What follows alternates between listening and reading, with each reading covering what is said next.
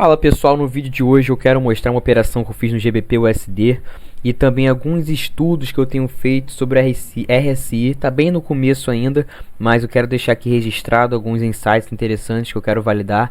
Então vamos logo sem enrolação. O gráfico está do jeito que eu fiz antes da operação, porque eu analisei esse ativo de tarde, tá? É o GBP-USD.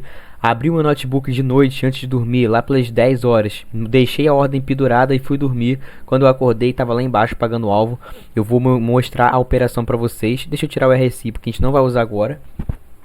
E foi isso aqui, ó, que eu tinha analisado. Essa redistribuição, ativo vem caindo, né? Também não vou explicar muito pra gente não enrolar. A gente tinha essa região de POC para buscar aqui embaixo.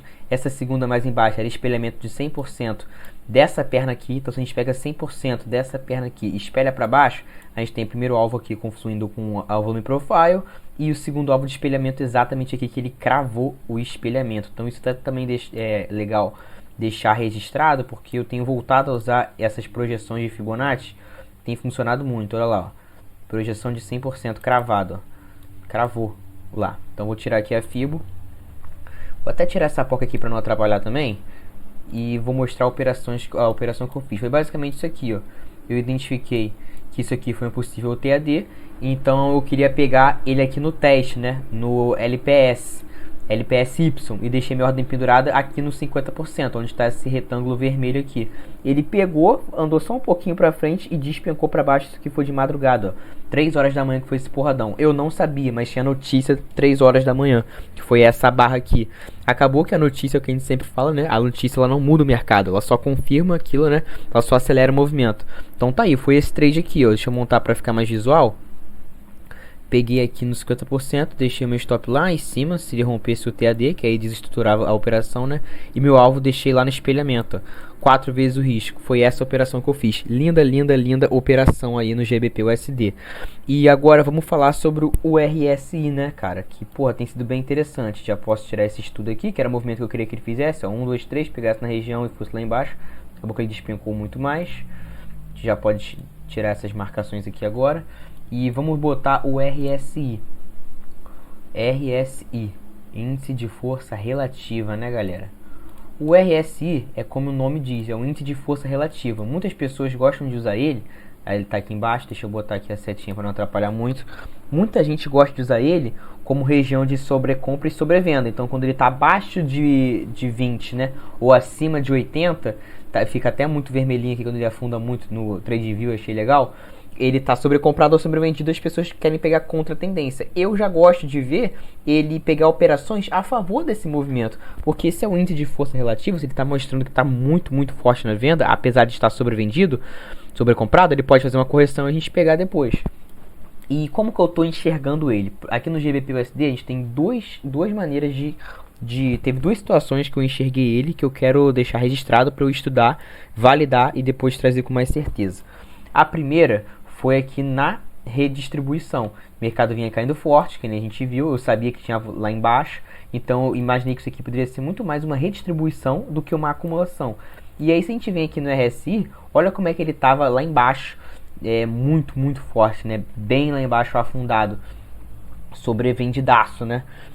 Sobrecompradaço. Não lembro se é como sobrecomprado, sobrevendido quando tem embaixo. Mas enfim, estava lá no extremo. Isso aqui indica muita força. O mercado estava muito forte para baixo.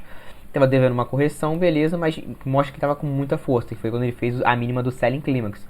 Aí o mercado começa a consolidar aqui, né, fazendo a acumulação ou redistribuição normal, e a gente vê que o mercado ele não passa direito dos 50%. A pressão fica na parte de baixo, tá vendo? Isso que eu acho interessante. Então, mesmo ele fazendo novas máximas, rompendo para cima aqui, fazendo topo e fundo, ele trabalha abaixo dos 50%, furando pouco.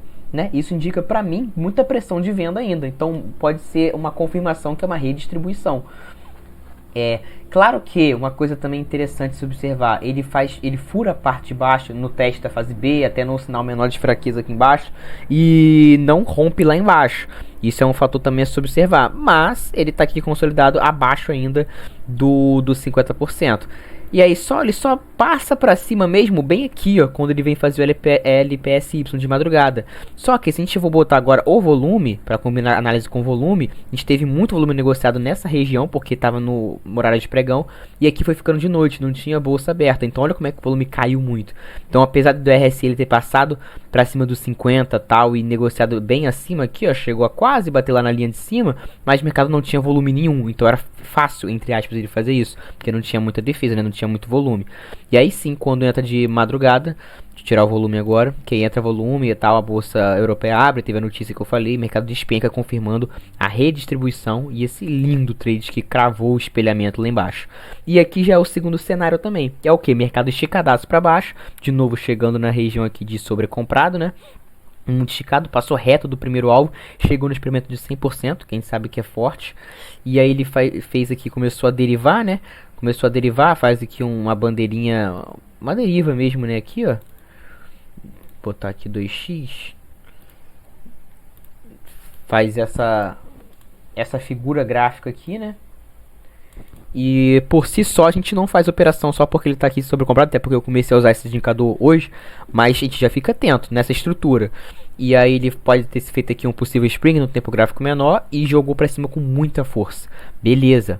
Ainda a gente não opera. Esse aqui também foi um choque, né? Uma quebra de estrutura aqui. Se a gente for pegar esse topinho válido aqui, foi um choque também, né?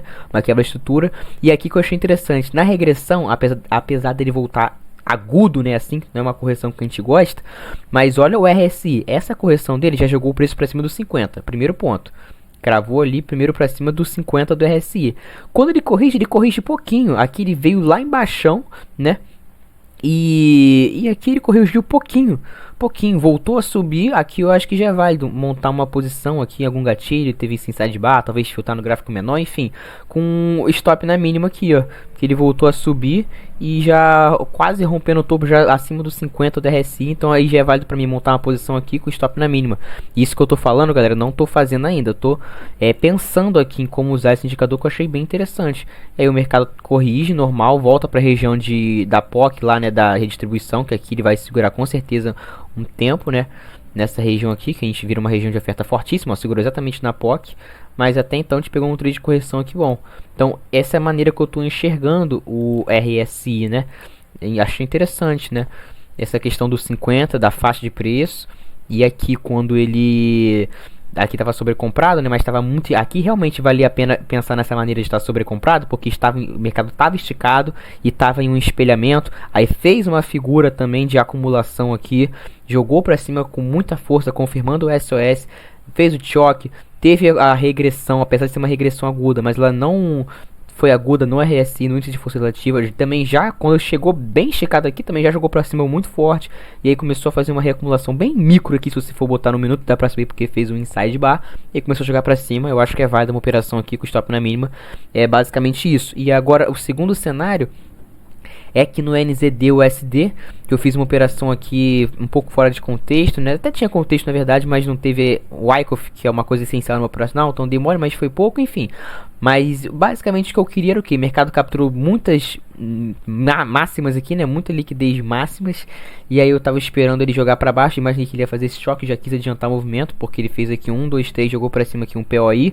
E eu peguei aqui nessa regiãozinha de oferta. Ele rompeu, jogou para cima e tá agora sim que ele tá consolidando aqui. Dá até para tentar enxergar o Wyckoff alguma coisa aqui. Mas a questão é observar aqui, ó, o choque que eu quero dizer com o RSI. Eu achei isso interessante. Vamos marcar um fundo qualquer aqui, que não necessariamente é o fundo válido, mas enfim, o que eu quero dizer é o seguinte. Lembra que eu falei que lá no ativo que a gente viu, o GBP-USD, quando ele estava consolidando aqui, ele estava abaixo dos 50, mostrando pressão de venda para mim? Então, quando ele sai de um extremo e vai para o outro no RSI, pode ser considerado um choque, porque a gente ainda está no movimento altista aqui no 15 minutos, né, pegando bem esse movimento aqui primeiro, nessa... Aí ele subiu aqui, aí fez uma reacumulação, aí subiu de novo fazendo causa. O choque válido mesmo, ele tem que romper a região de acumulação, concorda comigo? Que foi essa reacumulação aqui, causa efeito. Então enquanto ele estiver corrigindo aqui nessa região, ainda é região de demanda para ele jogar para cima, porque o choque válido está aqui. Só quando ele perder a mínima dessa reacumulação aqui. Porém, A gente vem aqui no RSI, olha o que já aconteceu. Mercado trabalhando aqui em alta, né? Aqui no RSI chegou até lá na linha de sobrevenda lá em cima. Começou a reacumular, o mercado com pressão de compra ainda acima dos 50, igual a gente falou no outro ativo lá no GBP/USD. Pressão de compra acima dos 50, e aí jogou para cima, efeito de novo. Aí tá aqui sobrecomprado, acompanhando a RSI normal, corrige, fez uma correção profunda. Só que olha só, ele perdeu todas essas mínimas aqui, ó, dessa região da RSI, rompeu, jogou quase na linha de baixo, já bateu quase na linha de sobrecompra lá embaixo. Então pra mim isso já é um choque. É um choque de RSI, chamamos assim, né? Não teve choque de preço, mas já teve choque de RSI, é uma coisa que eu quero testar, achei interessante. Ele chega aqui na região de demanda, eu dei mole que eu quis pegar um POI aqui, mas ele ainda tá na região de oferta agora, né? Se a gente considerar realmente isso um choque, porque agora que ele tá acima de 50%, né? Então olha só, a gente traça a FIBO aqui dessa impulsão. Aqui sim, ó, acima de 50%, sim, é região de oferta. E aí, assim que ele sente a região de oferta, o mercado já joga para baixo com força. Achei isso muito interessante. Foi um choque de RSI, né? Ainda não tivemos o choque de preço, mas tivemos o choque de RSI.